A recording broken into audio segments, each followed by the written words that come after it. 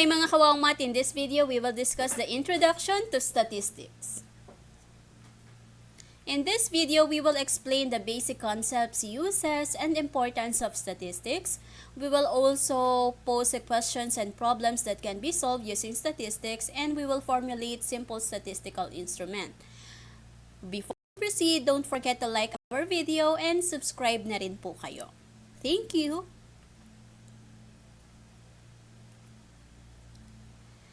I have here sets of pictures. So as you can see, nakikita na po natin to sa news, sa newspaper, on television.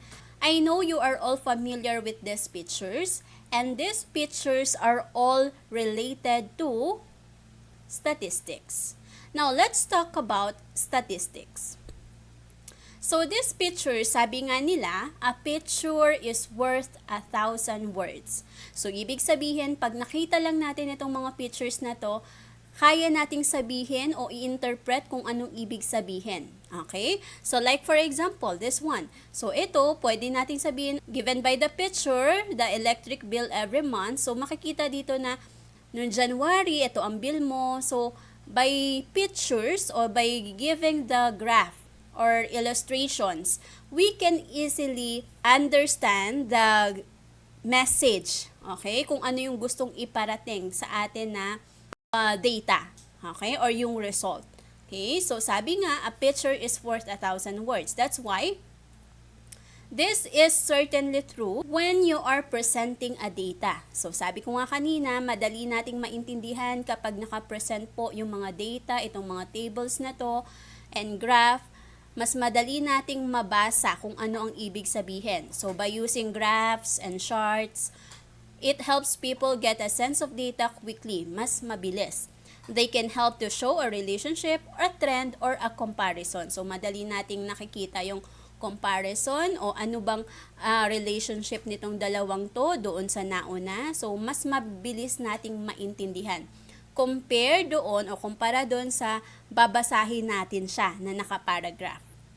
So when we say statistics, it is a branch of mathematics that deals with collecting, organizing, analyzing, and interpreting data. So when we talk about statistics, this is where we are studying. Meron tayong problem na pag-aaralan natin na kung saan we will be collecting data, we will be organizing the data, we will analyze the data, and after that, we will interpret the data. So these 4 steps will be used in conducting a study.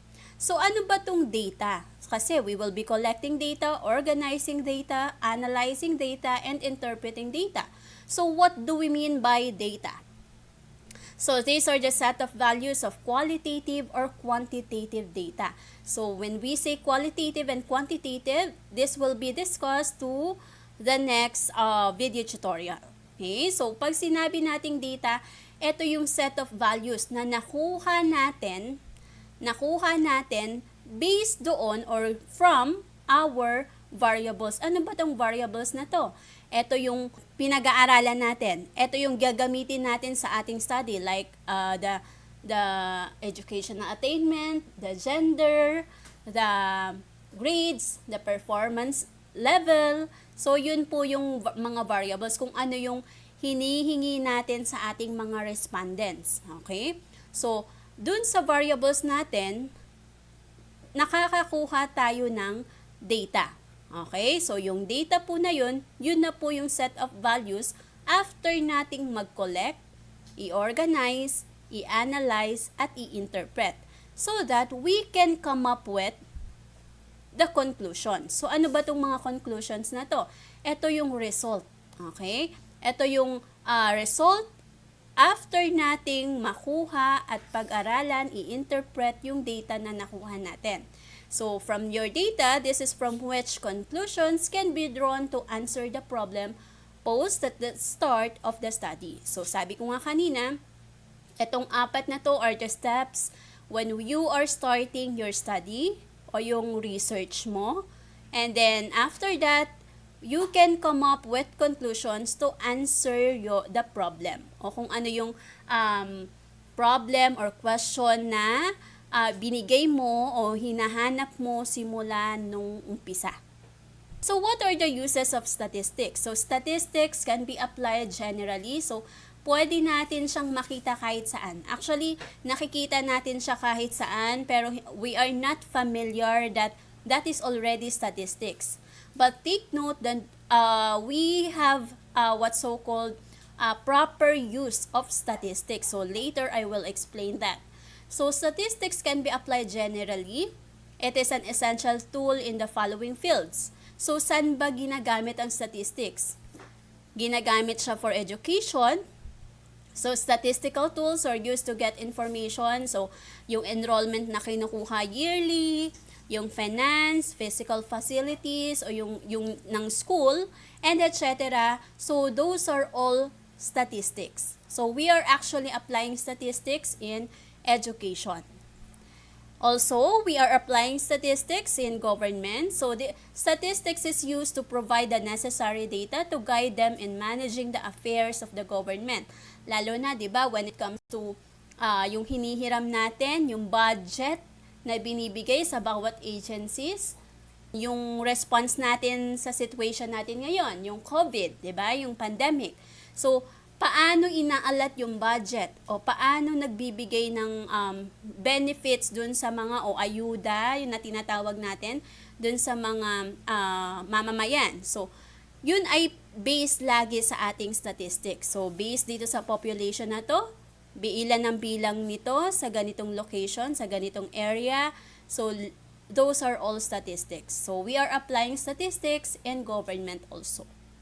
Another is medicine and physical sciences. Bago tayo mag-come up with the vaccine, ilang study or research and experiment pa ang ginagawa ng ating mga medical practitioner para so we can come up with efficacy and efficiency of the vaccine.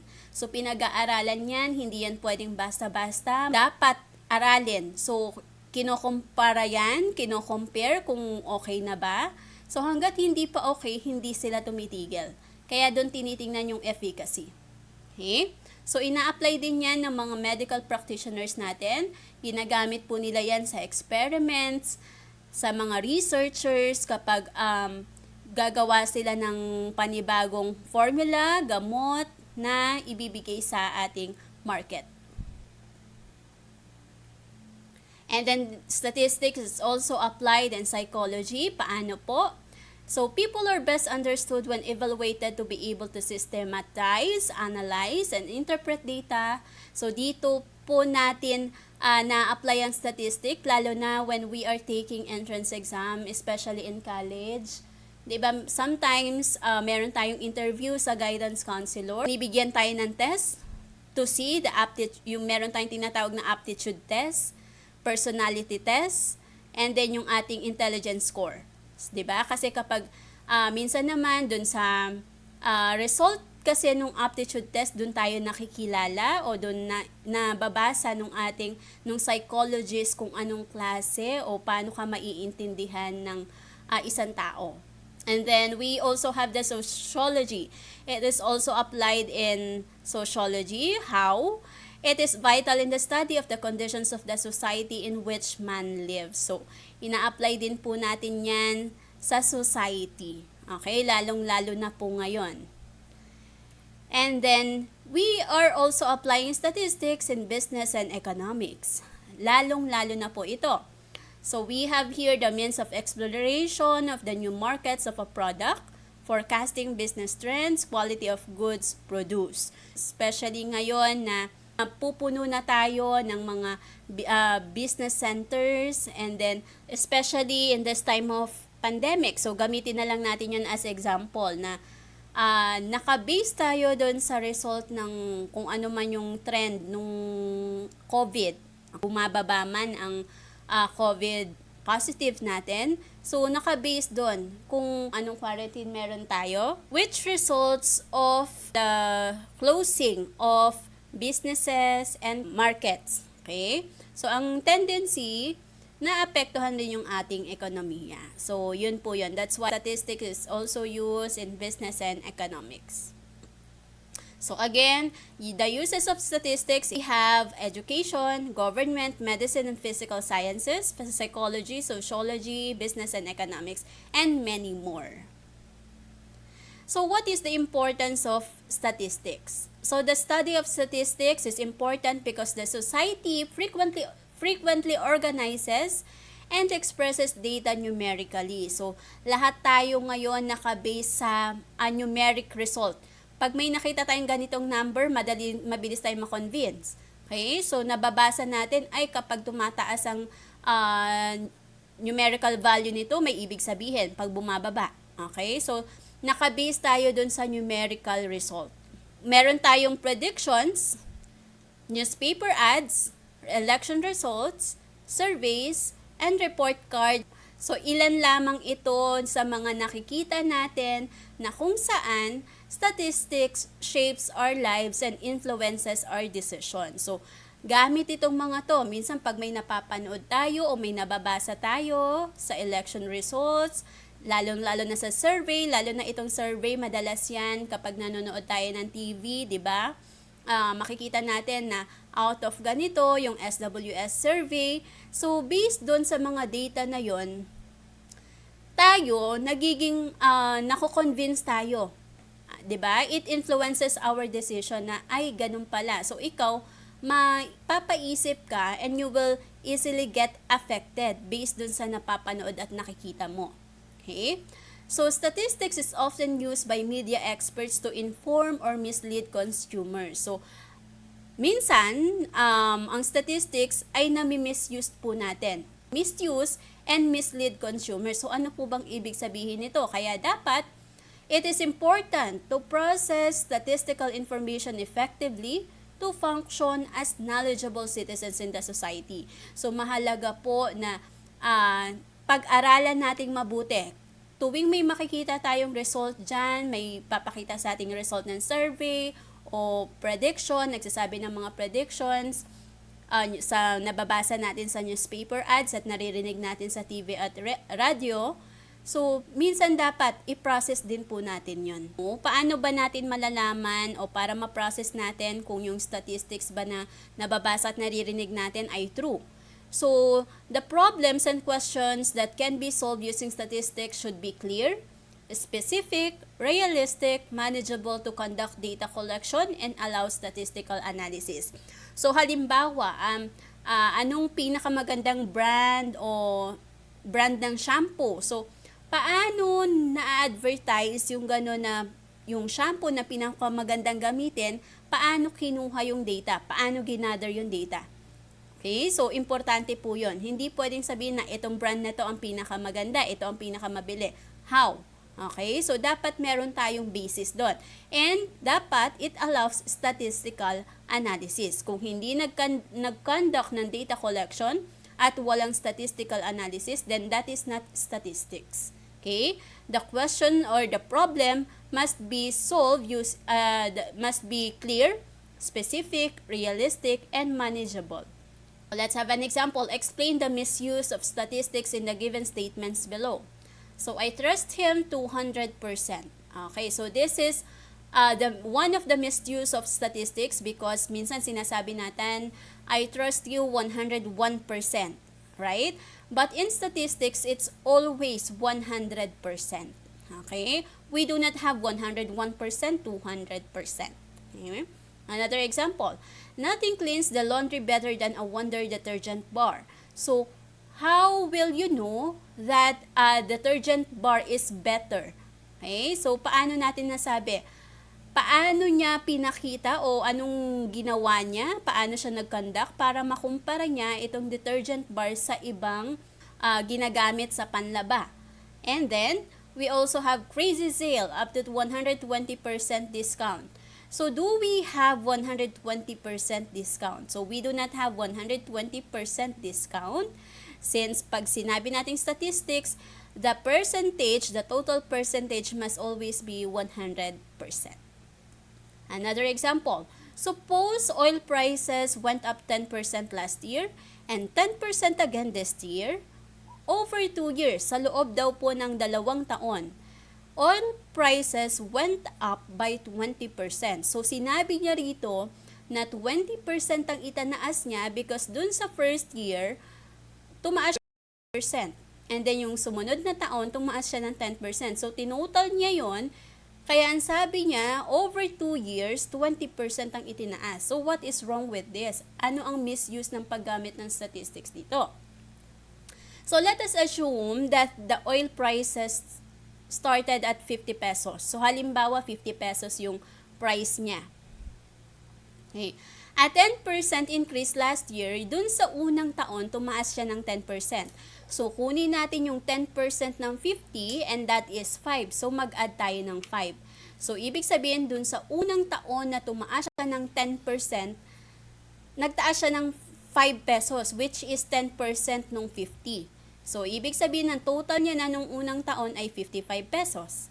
Now, tumaas daw ulit ng 10% dun sa sumunod na taon. So, ang kukunan po natin ng 10% ay yung last na price. So, di ba nagtaas siya ng 10% dito, naging 55 na, ang kukunan po natin ng 10% ay yung 55 po. Okay, hindi po ito. So, kunin natin yung 10% ng 55 and that is 550 pesos. So, yung 550 pesos, ito yung itinaas niya dun sa pangalawang taon. So, ang total ng increase is 5 plus 550, that is 1050. I-add natin ngayon yung 1050 dun sa 50, that is 60 pesos, ay 60 pesos and 50 centavos. So, dun sa 6050, yun po yung itinaas niya ng dalawang taon. Na 10% sa unang taon and then another 10% dun sa pangalawang taon. So, yung 60-50 na kung saan may additional siya na 1050 dahil 10% sa first year, 10% again sa sumunod na taon, 1050, kung kukunin natin ang 1050, ilang percent yung 1050 ng increase. Okay? So, kung isusolve natin siya, that is 21%. Pag kinuha mo yung 1050 nung 50 pesos, yung increase dun sa original price na hindi pa nag-increase, this is actually 21%, hindi po 20%. Okay? So, ito po yung common mistake or misuse of statistics na kapag nagtaas tayo ng 10% and then another 10% sa sumunod na taon, ina-add po natin yung percentage. Hindi po ganon. Okay? So, yung 1050 na itinaas niya po is actually 21% of the original price. Another, a survey was conducted to know whether the company must allow cell phones at work. They collected data by asking the respondents to send their votes via text message. So what is wrong with this? Ano po ang misuse or mali po dito? The process of collecting information does not cover all possible respondents.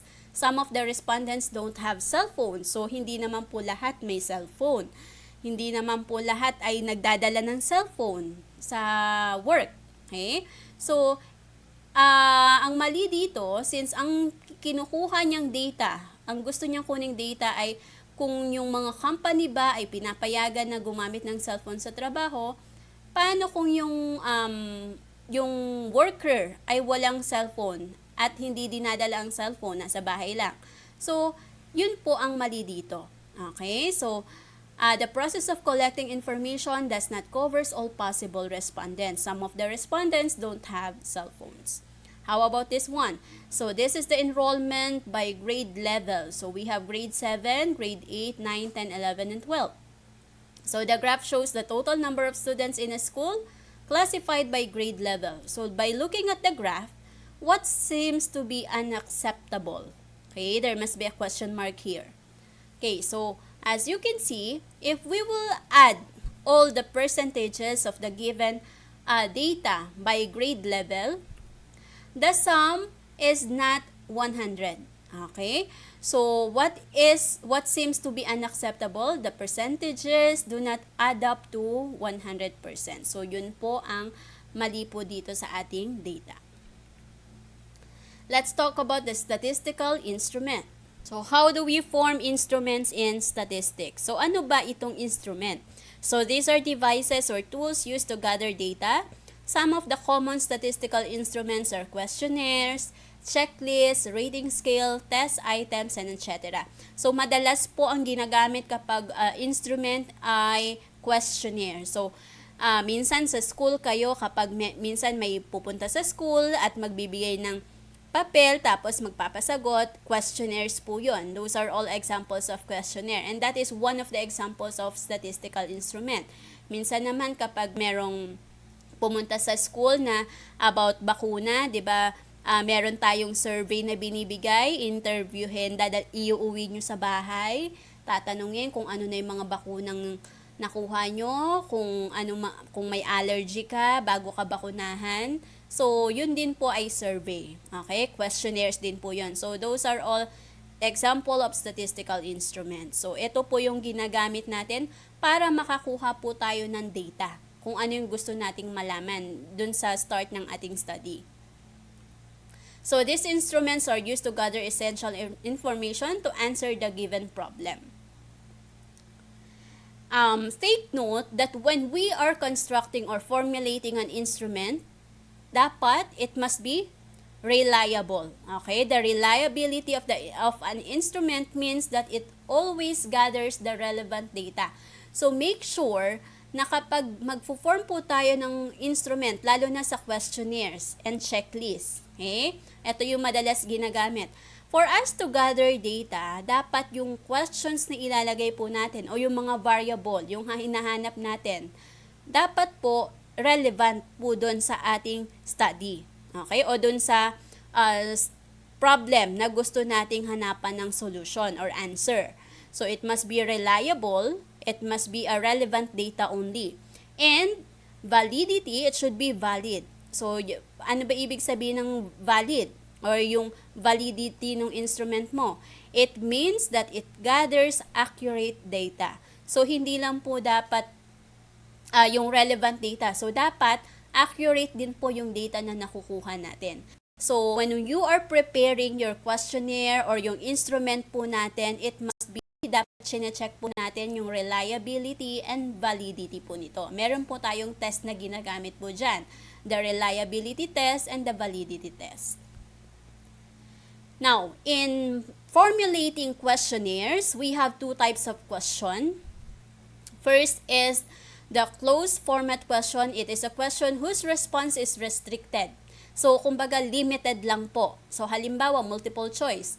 Pag multiple choice, 4 lang ang options mo doon. So, limited. Okay? Meron ka lang isang pipiliin na sagot. Another is yung true or false. So, kapag true or false, it's either true or false lang po ang sagot natin. Yes or no, agree, disagree. Okay? So, yun lang po yung mga examples ng closed format question. Pag sinabing closed format, restricted, limited. Okay? Hindi ka makakapagbigay ng sagot na wala dun sa option. So, sila magpo-provide ng sagot, ang gagawin mo, pipili ka lang. And then, another type of question is we have the open format question. So, it is a question whose response is not limited. So, it is the opposite of the closed format question. So, pag sinabi nating open format, it's not limited. It elicits a thorough answer or explanation. Ito yung tinatawag rin nating open sentence. Okay? Yung kapag, halimbawa, why did you choose this strand? Okay. Bakit yun ang pinili mo? 'Di ba maggagawa tayo doon ng reason, okay? Mag-e-explain tayo doon bakit yun ang pinili natin. So, kumbaga, free. Free ka na i-express yung sagot mo. So, that's why it's called open format question. So, like for example, bakit favorite color mo yung ganto? Okay, bakit sa tingin mo yun ang pinakamaganda para sa'yo? So, yun po yung mga sample ng open format question. Yung kayo po ang magbibigay ng sarili nyong sagot, okay, based sa inyong personal opinion or answer. Okay, let's try. Write C if the item is a closed format question and O if it is an open format question. Why do you need a cellular phone? So, why? This is an open format question. Next, is calamansi a vegetable? So, this is answerable by yes or no. So, limited po yung sagot natin dito. So, this is a closed format question. Next, which do you prefer? Milk tea or soda? So, you only have two options. This is a closed format question. On a scale of 1 to 5, how satisfied are you in the product? So, ito madalas ginagamit to kapag sa mga delivery, yung sa mga food delivery, mga ganon. 'Di ba? Yung kung sino yung nag-deliver sa atin, i-rate natin siya. So, yung mga parcels, yan i-rate natin. So, 'di ba meron daw mga scale? Yung mga 5-star, 4-star. So, limited lang po yung ating option. So, that is a closed format question. Which part of the event did you like most? So, this is an open format question. Next, identify which of the following questions can be solved using statistics. Okay, so tatandaan, when we are formulating questions, manageable siya. Okay, manageable dapat to conduct data collection at dapat hindi mag-require siya ng analysis. If it does not require an analysis, then that is not statistics.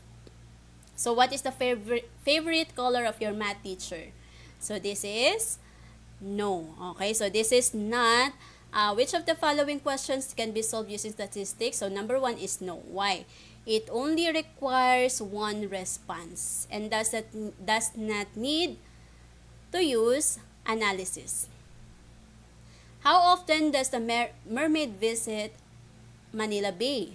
So number 2, this is no. Okay, why? The question is what? Unrealistic. Okay, so parang ang ano nito, unrealistic, hindi makatotohanan. Okay? And then, what movie did Jonah and Bea watch? So, this is again, a no. Kasi, it only requires one response at hindi po kailangan ng analysis dito. Tatandaan, kapag statistics, we have 4 process. Collecting, organizing, analyzing, and interpreting the data. Next, what is the most played Mobile Legends by grade 10 students? So, number 4, this is a yes. Kasi dito, kukuha ka ng data, and then, makikita mo yung result, i-interpret mo yun, i-analyze mo, i-organize, and then magko-collect ka. So, marami pong response ang need natin dito. Kailangan nating mag-conduct ng data collection, and it requires analysis. So, number 4 is a yes. Thank you for watching this video. I hope you learned something. Don't forget to like, subscribe, and hit the notification bell para updated kayo for more video tutorials. This is your guide in learning your math lessons, your Wow Math channel.